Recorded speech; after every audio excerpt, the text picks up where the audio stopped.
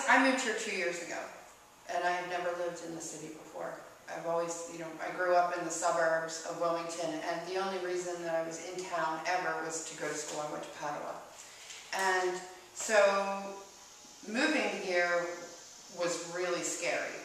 But I was in a position at the time where I had to move from where I was, and this place was available. I live upstairs. Was available, and I had two friends in the neighborhood who basically not coerced me, but encouraged me to move here and said it was a good area. So I moved here, and I was really afraid. And my daughter moved with me, which was even scarier. But in the time that I've been here, this neighborhood is really on the cusp of anything scary. There's so much good here. It's so diverse. There are so many people. There are actors and musicians and lawyers and homemakers, and it's just a big melting pot of everyone. It's not like a riverside area, or where it's the projects or anything even like that. There's a lot of crime here. I mean, in my first year here, I'm literally probably known as the old woman who lives upstairs in the window with a rolling pin and the little things, whatever they're called, in her hair, like hollering at the hooligans to get off my lawn. Because I am. I've seen the drug deals go down, which is scary, but I didn't know what that looked like until I lived here and saw it. So, but I don't want that on my block. So I call the police and I report them, and I tell them what they're looking like and what they're doing and what cars they're in. And there was one that happened here where it was a construction vehicle, and I called the construction company and I said, "Your person just bought drugs on my street. Get them off. Get them off my street." So I think that if you fight back quietly but diligently, you don't have to be a victim of any kind of violence. I feel safer here now than I ever did. I feel safe enough to have my daughter here. She's moving next month to a house around the corner, and she feels safe. She's 21. It's her first apartment. She's going to live on her own. She's so excited, and she's a stone's throw from here, and she believes in the neighborhood as much as I do, which I think is great. I don't see. There is violence here, and you cross over 4th Street, and it gets ugly.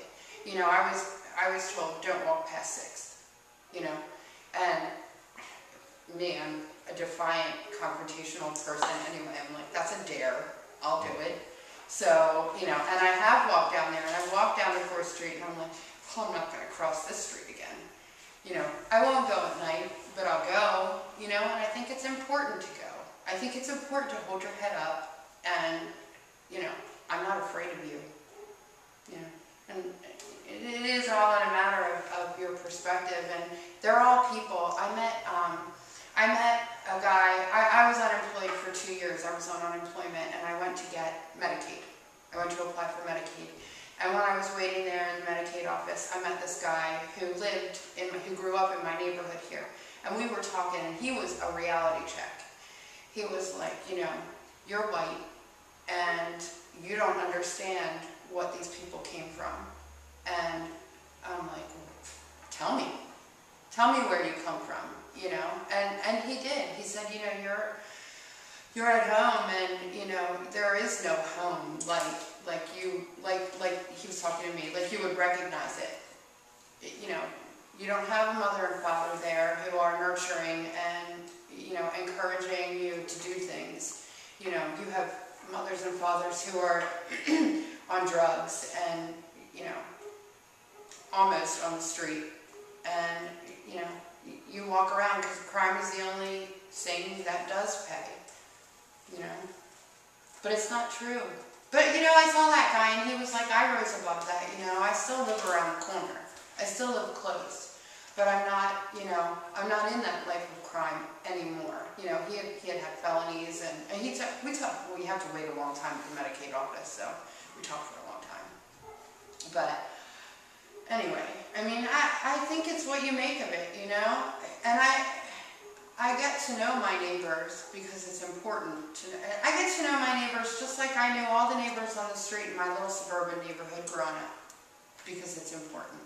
You know, I moved to Westchester. I lived in Westchester for about 8 years, and there it was. I also worked in Philly, that was an experience like living in the city. I was like, I don't know if I could live in the city, and I worked there for 8 years and loved it. And I lived in Westchester at the time, so I would come home, and that was where I learned to get involved in your community and your town and what goes on. I walked everywhere. You know, I supported local business. You know, I went to the record store, you know, to get all my CDs, and, you know, local restaurants, the mom and pop Italian place that I loved, and, you know, all that stuff. And that's where, I mean, I think that if you support your neighborhood and you support where you live and you provide some sort of backbone to build on and encourage, then, you know, that's where it's at. I mean, you have to be a proponent and a cheerleader for your neighborhood, as well as a police officer, and, you know, making a citizen's arrest with your rolling pin, you know? Tell us about the cafe. The cafe is my baby.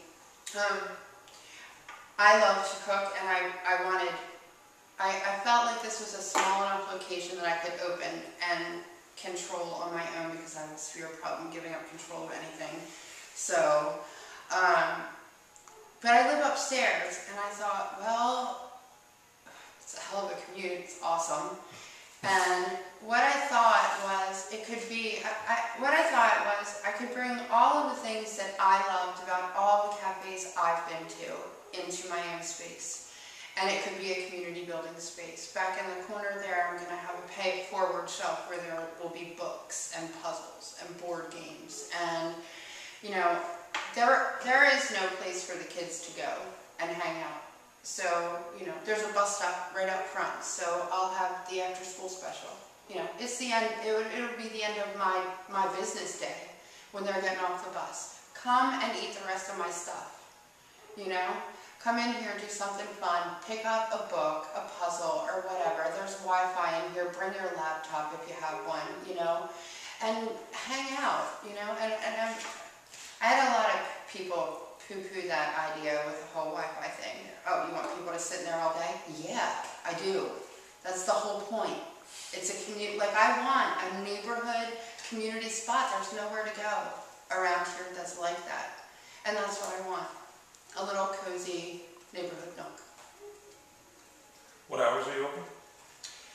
Oh, these are going to change, I know it. Right now, it'll be Tuesday through Saturday from 7 to 3. Fridays will be 7 to 7. And Sundays, noon to 1 for brunch. And I'll have, one of the things that I wanted to do on Sundays was, everybody likes to go. Everybody likes their Bloody Mary and their mimosa, you know, with brunch. So what I'm going to do is have temporary liquor licenses for those days where there will be a Bloody Mary bar and there will be mimosas if you want to have that with your lunch. And then the proceeds, which this I think is so great, the proceeds that any benefit has to go to a nonprofit organization. So what I'm doing with that is that money will go back to our neighborhood association for the beautification of the neighborhood solely. That's what I want it for. That's what I want it used for. Describe your vision for this neighborhood. Where would you like to see this neighborhood in 5 years? I think this neighborhood rocks as it is, and I would love for everyone to get more involved. We have a lot of community activities. We have a lot of get-togethers. We have neighborhood porch parties in the summertime. We have events all year long, and with block parties are fun. I think if everyone gets involved in some way, you know, we won the best neighborhood of 2011, the City Life Awards last year. And I just think the neighborhood is growing and evolving, and, you know, I want to see it shine the way that it should shine. I want to see neighbors knowing each other and hanging out together, you know, on their porches and talk. We do that here on this block, which I think is so cool. I'm friends with all of my neighbors, and, you know, it's awesome. We hang out, you know, we talk window to window. You know, my neighbor next door, we've talked about putting one of those clotheslines up from her window to my window and just rolling the clothes back and forth, you know. But I just think it's so important for everybody to get together and to be united. I think is really what it's about, because when you have that level of communication and that level of unification, you can't have it deters crime, it deters violence, it encourages love and support and friendliness and neighborliness and community, gives you a sense of community. So do you see a time where that attitude, it would seem like you're close to a borderline of neighborhoods? Yes. That what you're describing here is not necessarily what would be experienced a few blocks from here. That's correct. Do you see that this attitude potentially spreading over there, or that attitude spreading into here? I don't see the attitude spreading in here. I choose not to see I don't want the negative to infiltrate. So that's the battle. Like it's the battle, you know, the battle line, and, you know, sorry, but no. You know, you want to come in here, it's on my cafe Facebook page. You know, the coupon that you get is a free hug when you come in 10 times and check in. You know, that's my philosophy. It's all about peace and love. And I think, you know, with people coming in here, I would love to draw a crowd in here from other areas. You know, but pull your pants up, because I don't want to see your underwear. You know, it's important. It's important to look nice. It's important to be nice. And there will be a sign that says be nice or leave. You know? I don't see, I just can't, I'm not, a lot of people have warned me, you know, oh, you're going to have a cafe, so there's going to be cash in your store. What if you get robbed? Why don't you just make it a debit card only business? And I'm like, that's so, nobody just carries debit cards. You know, if you're on welfare or you're, you know, whatever, you know, if you're a kid, you don't have a debit card, you know. So come in, you know, I'm not going to have a lot of money in here, you know, I'll give you a hug. That's what I got to offer. I'm interested if you've spoken to anybody from the city about this neighborhood and its potential, say versus some other areas that are getting a lot of attention and being, you know, built up. You guys are a little far away from Market Street, so this is kind of a grassroots. Yes. I haven't really spoken to any major city officials about it. I try to get involved where I can, but I'm new at this. You know, it took me a year to really get accustomed to living here, and then another year to love it and be very protective of you know, people. Be very much a cheerleader for what we have here. And I see people from the neighborhood all the time. I see our vice president of our neighborhood association out and about doing things, and, you know, and she's got her hands in every area. I'm like, do you ever sleep? You know? But I as far as talking to a major official, no. I spoke with the Delaware Development Office, the Delaware Economic Development Office, and they're waiting on me to formalize some things, you know, but not necessarily in any formal way yet. We've had a lot of support from the mayoral candidates. You know, I see them out and about when I'm, you know, at the Greek festival or at the Italian festival, and they're out and about in the city, and so am I. So, you know, you see them and they're proponents for, you know, when are you opening, when are you opening, when are you opening? Soon. You know, but they're all about the community too, which I think is key, and I think it's really important that with this being an election year, you know, to kind of highlight communities. I need to branch out more outside of this community. It takes so much time now to do that.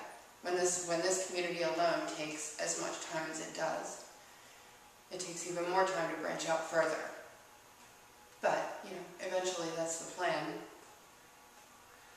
As far as the borderline of crime and the potential of creeping in, do you think more policing or more community involvement is the best aid to stop it? I do. I think more policing and more community involvement. I know I encourage people all the time to call the police. We have a neighborhood Facebook page, and you know, our group, and it's a private group, and most of the people that are on it live in the neighborhood. And we talk about everything.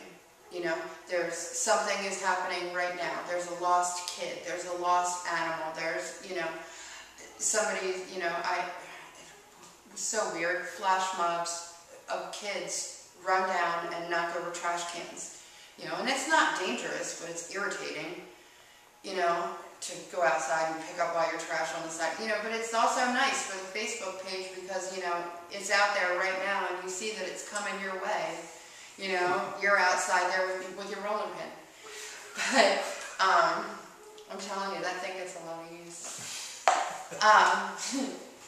But I think more policing is good. We have a neighborhood police officer here, Corporal Reinhardt, and he's been great. He comes to all of our association meetings and updates us. And they have the association has a safety committee, and you know they have their meetings and update us all on what's going on. And you know we call either 911 or the non-emergency number. And then call, you know, Officer Reinhardt and let him know what's up. And he's very responsive, so I think it's great. I would love to see more police trafficking, really. You know, where you're driving. I want to see the cop car driving around. I want people to know that there is a police presence here and crime won't be tolerated. You know, and I think it's so important that neighbors call, you know, and call each other. You know, I think there used to be a phone tree, and I would love to see that get back into effect. Because, you know, one person calls one person, calls one person, calls one person, and the whole neighborhood knows and is on guard for anything that's coming. And I think, you know, there have been times where, you know, we go outside and we stand in the street or we stand on the corner, and it's a deterrent. It's a huge deterrent. You know, you see a drug deal going down or something shady going down, and you're standing there and you're staring at them, and they see that you're writing down a license plate number. They're not coming back. You know, I think the involvement of the neighborhood is so key. So. Awesome. I'm good.